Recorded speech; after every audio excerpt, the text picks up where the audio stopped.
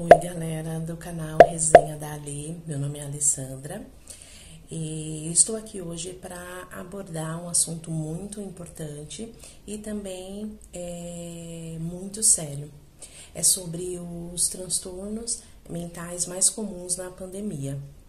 Sim, é um assunto muito sério e se você não teve nenhum tipo de transtorno durante essa pandemia, provavelmente você conheça alguém que tenha tido algum tipo de transtorno, ou vizinho, ou alguém da família, ou até uma criança, né? Por conta do quê?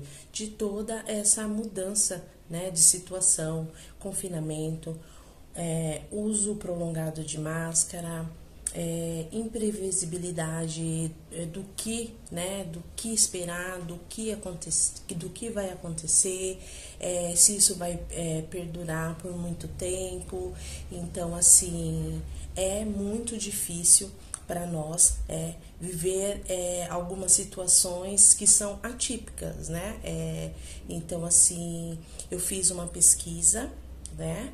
E verifiquei que no site do Instituto de Psiquiatria Paulista, eles abordaram esse assunto e eles falam que, de acordo com a Organização Mundial da Saúde, 20 milhões de brasileiros têm algum tipo de transtorno mental comum que se manifestou, né, na pandemia. E 21% desse total tem transtornos graves. Então, assim, não é brincadeira, não é frescura. Nós precisamos olhar para a nossa vida mental, né? A nossa saúde mental de uma forma com mais cuidado, né? Devemos nos conhecer, conhecer nossos limites. E hoje nós vamos abordar esse assunto, o canal Resenha da Lei vai abordar esse assunto. Nós temos uma convidada especial, a psicóloga Andressa, que ela vai falar um pouco, né, sobre esses tipos de transtornos mentais mais comuns. E nós não vamos conseguir, na realidade, ela não vai conseguir aprofundar, né, abrangentemente esse assunto. Por quê? Porque é um assunto muito extenso. Então, eu decidi convidar ela para esse vídeo, para nós falarmos um pouco. De repente, você conhece alguém que tenha, né, esse tipo de transtorno, ou você mesmo tem, e ela vai comentar, né, vai explicar algumas coisas e vai falar também o que nós podemos fazer para amenizar esse tipo de transtorno, né? Porque com certeza deve ter alguém, né? Deve ter tido alguma manifestação de alguma coisa que não tinha antes da pandemia. Ou aqueles que tinham, nós estamos falando de transtornos mentais, tá? Ou aqueles que tinham, com a pandemia, simplesmente se agravou. Então, assim, eu estou muito feliz por a Andressa, a psicóloga Andressa, poder disponibilizar um pouco do tempo dela para falar sobre esse assunto. Muitas pessoas têm vergonha, muitas pessoas têm sentimento de fracasso por conta de ter tido alguma dessas manifestações, e eu quero que vocês saibam que isso é comum, isso é tratável, e você não deve sentir vergonha, você não deve sentir vergonha. Eu mesmo, eu tive uma manifestação de medos assim. Eu sempre fui uma pessoa muito independente, quem me conhece sabe. Eu sempre fui de sair sozinha, de ir pro cinema sozinha, de ir pro shopping sozinha. Mas durante um período dessa pandemia, eu tive um medo assim inacreditável, gente. Uma gagueira, não conseguia me posicionar, não conseguia falar direito, sabe? Estresse, muito nervoso, assim, excessivo. E então, assim, pessoas, galera da resenha, não fiquem acuados. Não deixe que isso vençam vocês. Isso é tratável, né?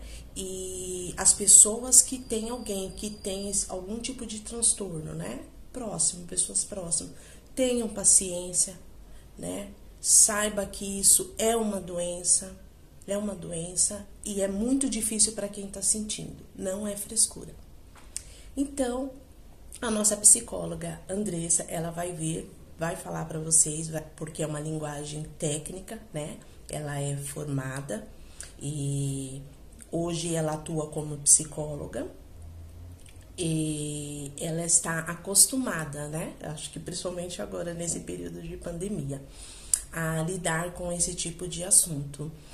E no final do vídeo, nós deixaremos os contatos da Andressa. Caso você tenha alguma dúvida, você pode perguntar sim aqui, né? Fazer suas perguntas. Se for uma dúvida muito particular, entre em contato com a psicóloga Andressa. No que ela puder ajudar, ela vai ajudar.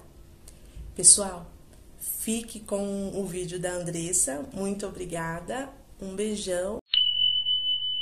Oi, Alessandra, boa noite, tudo bem? Primeiramente, muito obrigada por me convidar para participar aqui do seu canal, ainda mais nesse tema tão importante, tão pertinente, que são os efeitos emocionais da pandemia. Meu nome é Andressa, eu sou psicóloga clínica, atuo na área há 10 anos. A Alessandra me convidou hoje para falar um pouquinho sobre os transtornos mentais e emocionais da pandemia. Eu vou falar aqui um pouquinho sobre cada um deles, né? De acordo agora com essa nova rotina, com a quarentena, com esse novo normal, alguns sintomas emocionais começaram a aparecer, fruto desse momento de tensão, de medo que a pandemia provocou aí no nosso dia a dia.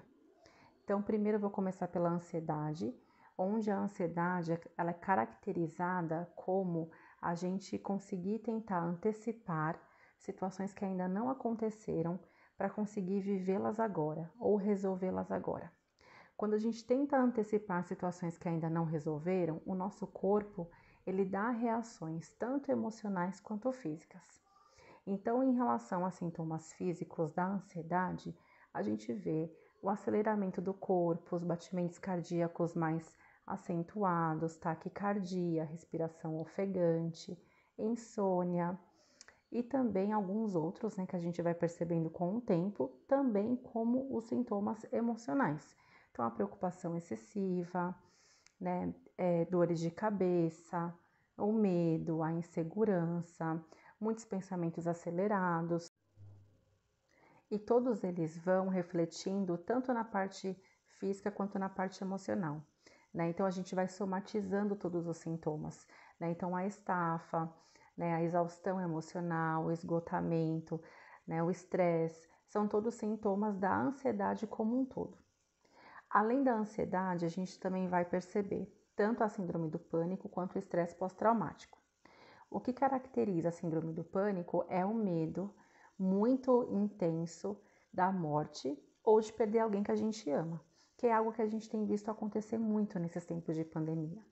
O que a gente mais vê aí como sintomas da síndrome do pânico, além desse medo da morte, é também alguns sintomas físicos, né? A palpitação no peito, no coração, né? A sensação de desmaio, a sensação de falta de ar, vertigem, tonturas. Então, tudo que está relacionado ao medo muito intenso de morte. Então, a pessoa ela tem realmente a sensação de que ela pode morrer a qualquer momento, ou vem esse desespero muito intenso de perder alguém que ela ama. Assim também a gente vê dentro do campo da ansiedade o estresse pós-traumático, que também é fruto dessa ansiedade. Porém, o estresse pós-traumático, ele vem caracterizado quando a gente passa por alguma situação, por alguma experiência traumática que gera um medo muito grande de passar por aquilo novamente. Então, geralmente, o sintoma mais característico do estresse pós-traumático são as memórias que a gente vai revivendo, que a gente vai rememorando, acreditando que aquela situação ela pode se repetir a qualquer momento.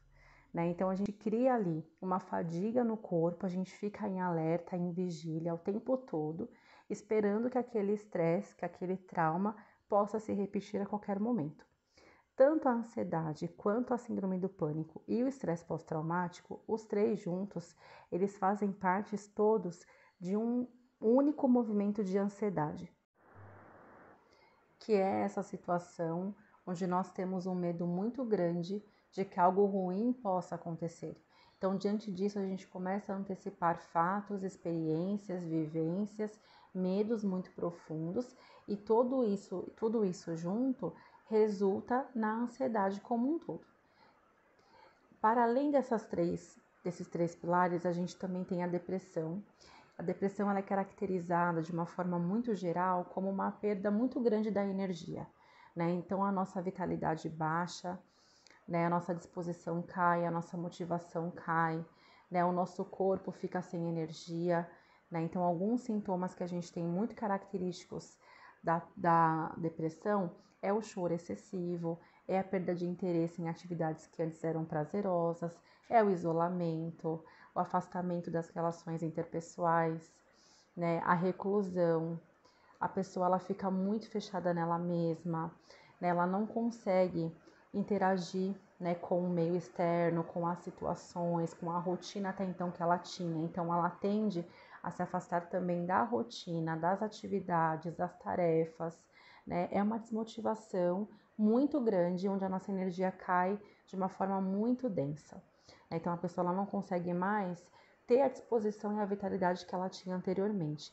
Isso também como sintoma da própria pandemia, visto que dentro da pandemia a gente passa por situações tão dolorosas, né, que mexem muito com o nosso emocional a ponto de causar muita dor.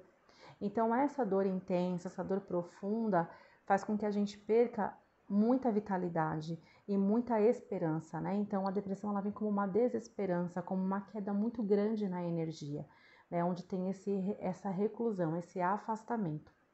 Então esses 4 pilares, eles são os mais vistos dentro dos transtornos mentais aqui, né? Como efeitos da pandemia: a ansiedade, a síndrome do pânico, o estresse pós-traumático e a depressão.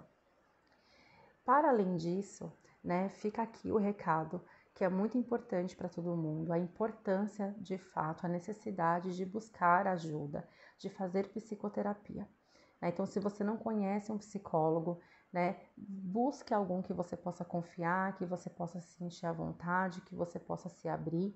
E, para além da psicoterapia, também a importância de você praticar o autocuidado, né, que você consiga ter aí algumas atividades na sua rotina, sejam elas atividades físicas ou emocionais, ou cognitivas, ou sociais, espirituais, que te tragam algum tipo de suporte, acolhimento, que você possa sentir um respaldo emocional e que você consiga ter minimamente uma rotina saudável para ir se cuidando, né? Lembrando que esse momento de pandemia é um momento, apesar que passageiro, onde os efeitos são de fato intensos, né? Então a sua saúde mental ela importa, ela é importante. Então fica aqui o meu recado para que você possa se colocar em primeiro lugar e investir sim, tanto na sua saúde mental quanto na sua saúde emocional.